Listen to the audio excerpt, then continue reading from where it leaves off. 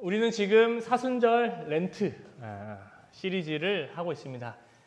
예수님께서 마태복음 6장에서 세 가지 우리의 경건의 행위를 바로 잡으셨고, 이 사순절 기간 동안 이 세 가지를 우리가 잘 지키는 것이 중요하다라는 것을 생각하면서 3주에 걸쳐서 설교를 나누고 있습니다. 지난주에는 어떤 말씀을 전했냐면, 예수님 당시에 자신의 의로움과 자신의 신앙 좋음을 드러내려고 금식을 하는 사람들이 많았습니다. 내가 많이 굶을수록 내가 경건한 사람이야. 내가 굶을수록 내가 굶어도 힘들지 않고 하나님께 기도를 할 수 있는 대단한 사람이야 라는 것을 보여주었습니다.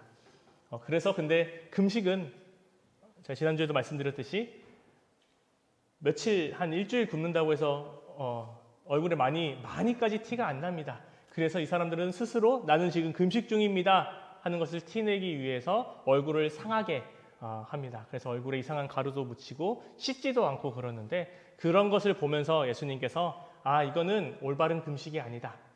금식을 우리가 하는 이유는, 우리는 한 끼라도 굶으면 30대 이상 우리 청년들은 아실 거예요. 저녁에 한 끼 굶으면은 한 7시쯤 되면 너무 힘들지 않으세요? 이게 혈당이 떨어져가지고 당이 너무 떨어지고, 그리고 밥 먹으면은 또 내 의지와 상관없이 너무 졸려요. 여러분, 그러니까 혈당 관리 잘 하시길 바랍니다. 이게 한 끼 차이로 내가 정말 나를 컨트롤할 수 없구나라는 것을 알거든요. 금식은 이겁니다. 내가 이렇게 연약한 존재구나. 내가 밥 한 끼 굶는다고 내 생각 속에 다른 것 아무것도 안 들고 음식밖에 생각나지 않는 것을 보면서 정말 나는 내가 강한 줄 알았는데 나는 정말로 약한 존재임을 깨닫는 것. 그것이 금식의 이유라고 했습니다. 근데 여기서 예수님이 가르쳐 주시는 금식은 끝나지 않습니다. 그래서 우리는 더욱더 알게 됩니다. 나 이렇게 약한 존재였는데, 밥 한 끼라도 굶으면 너무 힘들 정도로 약한 존재였는데 내가 지금까지 살아올 수 있었던 것은 주님께서 나를 은밀한 중에 바라보고 계시고 나를 지켜주시기 때문이구나. 주님이 나를 지금까지도 이렇게 지켜주고 계시는구나 라는 것을 깨닫는 것이 금식의 이유입니다. 그래서 여러분, 이번 주에 한 번 정도 금식 한번 해보십시오. 금식 한번 해보시면 우리가 얼마나 약한 존재인지 알 것입니다. 그때 동시에 느끼십시오. 내가 약한 존재라고 해서 내가 무너져 있는 것이 아니라 이런 약한 나를 하나님께서 지켜와 주셨고 지켜보고 계시는구나 라는 것을 한번 꼭 깨달아 보시길 바랍니다. 그래서 금식이 너무 중요한 것입니다. 두 번째로 예수님께서는 오늘 자선에 대해서 말씀하고 계십니다.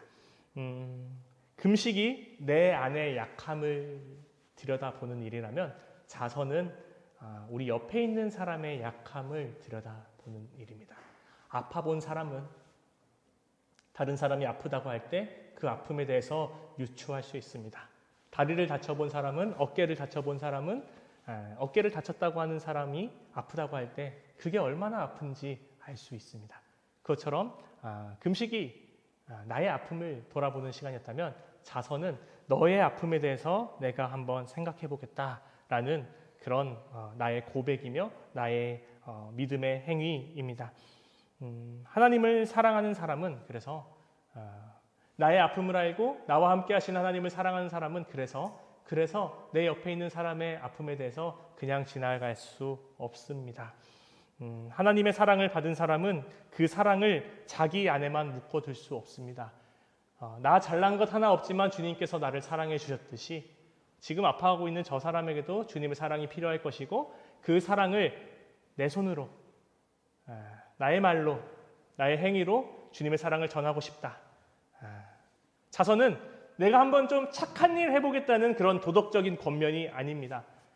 그것은 이제 사회에서 NGO가 그렇게 할 수 있겠죠. 기독교인의 자선은 하나님 나라가 어떤 나라인지 우리의 이웃에게 알려주는 일. 주님의 사랑을 받은 내가 나만 이 주님의 사랑을 가지고 있는 것이 아니라 이 하나님의 나라의 통치 원리인 이 사랑을 너도 한번 느껴봐. 우리나라로 들어와 보지 않을래? 하나님 나라의 사랑은 이런 거야 라며 전해보는 일. 저는 이것이 우리 기독교인들이 자선을 하는 이유라고 생각을 합니다. 그런데 자선이라고 할 때 돈을 버시는 분들은 알겠지만 이거 연말정산할 때 유리한 게 자선인가? 그거 아닙니다.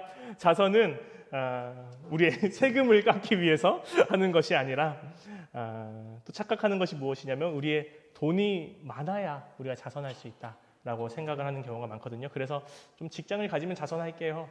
아니면 내가 얼마 이상의 금액이 생기면 자선할게요. 혹시 여러분 얼마 이상이 있으면 자선을 많이 하실 수 있으시겠어요? 저는 그거 끝이 없을 것 같아요. 제가 많이 가져보지 못해서 잘은 모르지만 우리 그리스도인이 지금 내가 가진 것에서부터 시작하지 않으면 저는 그게 끝이 없을 것 같습니다. 돈이 많아야 할 수 있다. 여유가 있어야 할 것 같다. 시간이 남아야 할 수 있다. 실제로는 그렇지 않습니다. 자선은 남는 걸로 우리가 하는 것이 자선이 아니라 오히려 내 삶의 우선순위가 어떤 것인지를 보여주는 일이 자선입니다. 자선을 통해서 우리는 우리의 삶의 우선순위가 어떤 것인지 재정렬할 수 있다는 것입니다. 예를 들어 마가복음 10장에서 부자 청년이 나옵니다. 부자 청년은 예수님께 어떻게 해야 영생을 얻을 수 있습니까? 하고 예수님께서 너 이거 지켰니? 이거 지켰니? 이거 지키면 돼 라고 했는데 그거 다 지켰어요 라고 이야기합니다. 그는 계명도 잘 지켰고 종교적으로도 되게 괜찮은 사람이었습니다. 그래서 예수님께서 사랑스럽게 보셨다라고도 합니다. 그런데 마지막에 예수님은 이 사람에게 말합니다. 가진 것을 팔아서 가난한 자에게 다 주고 나를 따르라 라고 이야기합니다. 그런데 그 사람은 예수님을 따르지 않습니다. 왜 그런가? 그 사람에게 문제는 재산이 많다는 게 문제가 아닙니다. 재산이 하나님보다 우선순위에 있었기 때문에 그 사람은 예수님을 따르지 못했던 것입니다. 그 사람이 하나님에 대한 확실한 믿음이 있었다면 나를 지금 지키고 나를 지탱하고 있고 나에게 이 재산을 주신 분이 하나님이란 걸 알고 하나님을 따랐겠지만 이 모습을 통해서 예수님께서 우리에게 너희에게 허락된 이 재산을 준 사람, 너희에게 허락된 이 선물을 준 사람이 누군지를 다시 한번 기억하는 것이 중요하다라는 것을 마가복음 10장 부자 청년의 이야기를 통해서 우리에게 알려주는 것 같거든요. 그 이야기를 오늘로 가져와 보겠습니다. 저도 그렇게 하지 못할 거기 때문에 여러분에게 감히 여러분 가진 거 다 팔아서 예수님 따르십시오 말하지 못합니다. 저는 오늘 설교를 통해서 여러분에게 하고 싶은 말은 무엇이냐면 여러분 적극적으로 여러분 주변에 있는 이웃의 형편을 살리면서 만약에 여러분이 나눌 수 있거든 나누십시오. 나누는 이유는 여러분이 착해서가 아니라 그 나눔의 행위를 통해서 우리는 우리의 우선순위를 정렬하는 겁니다. 내게 주신 이것 하나님이 주신 것이고 하나님이 이것 다른 사람에게도 나누게 하시고 이것 내가 나누더라도 하나님이 나의 우선순위에 가장 먼저 있으니 하나님이 나를 살리실 거야 라는 것을 깨닫게 하는 훈련, 그 훈련이 저는 자선이라고 생각을 합니다.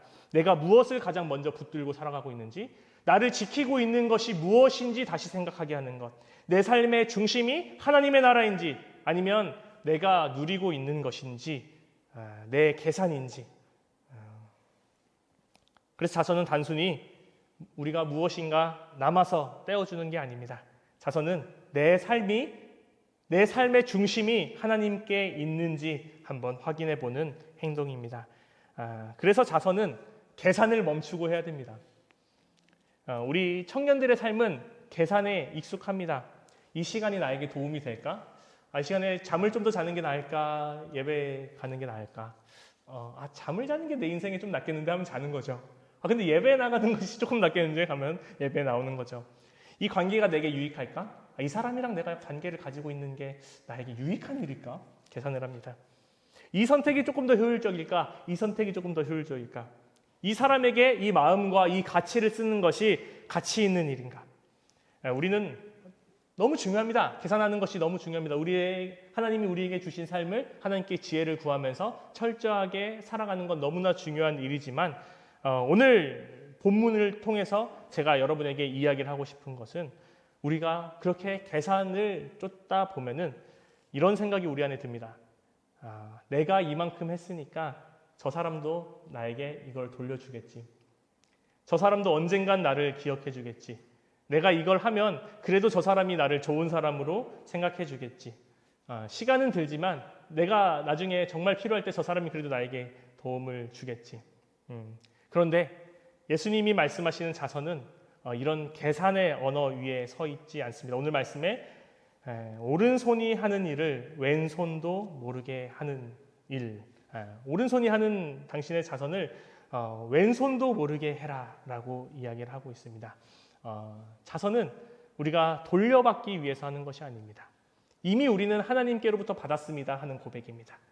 이 자선은 우리가 증명하기 위해서 하는 일도 아닙니다. 하나님이 이미 우리를 사랑하는 나의 자녀다라고 증명해 주셨습니다. 그러므로 자선은 사랑의 언어입니다.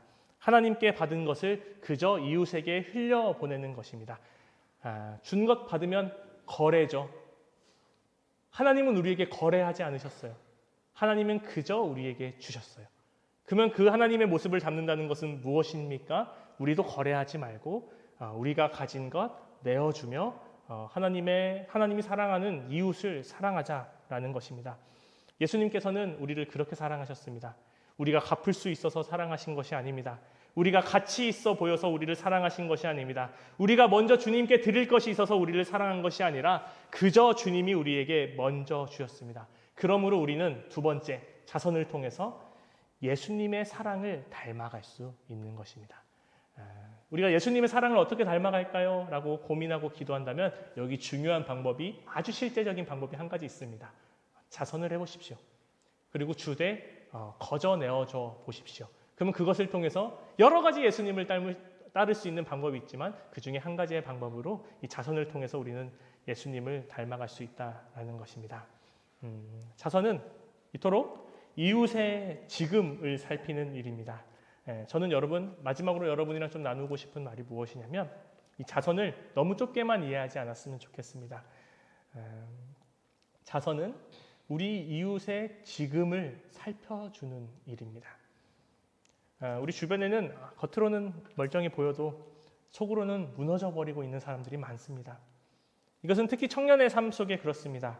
취업이 힘들어서, 관계가 힘들어서, 학업이 힘들어서 경제적 부담으로 숨이 막히고 가정의 문제가 도무지 내가 혼자 감당할 수 없는 그런 사람들, 아무에게도 말하지 못하는 그런 어려움들을 가지고 살아가는 사람들이 있습니다. 이것도 예수님을 통해 배웁시다. 예수님은 그 사람을 향해 먼저 다가오셨습니다. 그리고 우리에게 내가 너무 귀하다라고 우리에게 따뜻한 말을 해주셨습니다. 그럼 우리는 예수님의 삶을 통해서 배울 수 있는 것이 무엇입니까?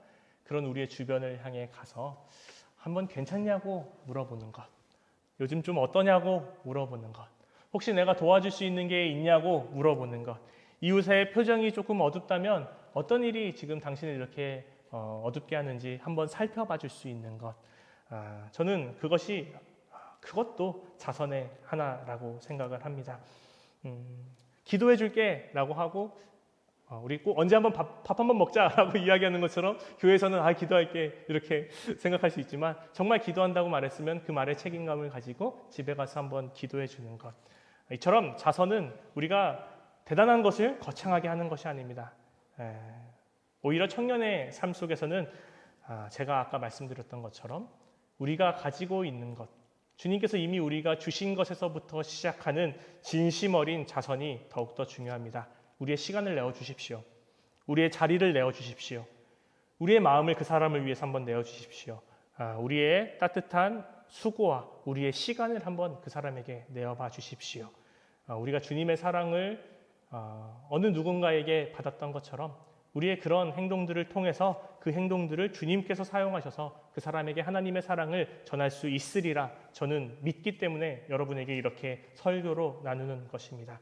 정리하겠습니다. 자선은 나는 착한 사람입니다 라는 것을 보여주는 행동이 아니라 당신의 오늘이, 나만큼 너무나 소중한 당신의 오늘이, 나는 당신의 오늘이 무너지지 않았으면 좋겠습니다 라고 고백해 주는 것, 라고 이야기해 주는 것이 자선입니다.